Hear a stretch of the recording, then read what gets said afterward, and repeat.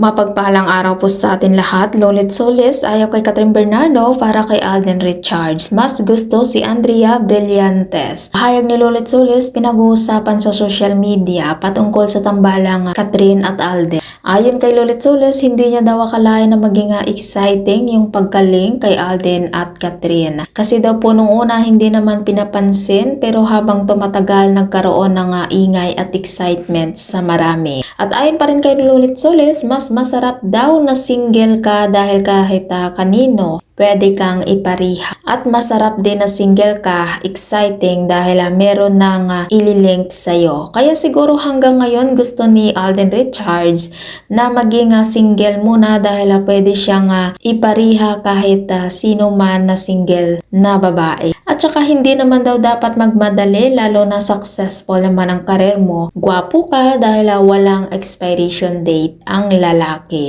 At ayon pa rin kay Lolit Solis, kaya dapat huwag daw ma-pressure si Alden Richards sa mga mapilit na magkaroon na siya ng love life. Kung wala pa naman siyang napili, hindi niya kailangan magmadali. At ito daw po yung paboritong babae ni Lolit Solis na sana mapili ni Alden. Yung nangunguna po dyan si Andrea Brillantes, Bill Mariano, Jane De Leon, choice niya para kay Alden. Bungga daw ito kung pipiliin ni Alden ang isa sa mga gusto niya para dito. At nilinaw po ni Lolit Solis na pangarap niya daw ito. Pangarap niya lang po kaya wag daw yung maging violence reaction yung mga Catden fans dyan. Inunahan na po kayo. Basta kung sino man daw yung pipiliin ni Alden, go daw siya at boto daw siya. Sa mga hindi nakakaalam, si Lolit Solis ay malapit kay Alden at balita nagbibigay ng tulong si Alden kay Lolit Solis. Kaya lang nang mabasa ng mga Catden fans, bakit wala si Catherine sa mga paborito niyang babae na mamahalin or pipiliin ni Alden. Ako po.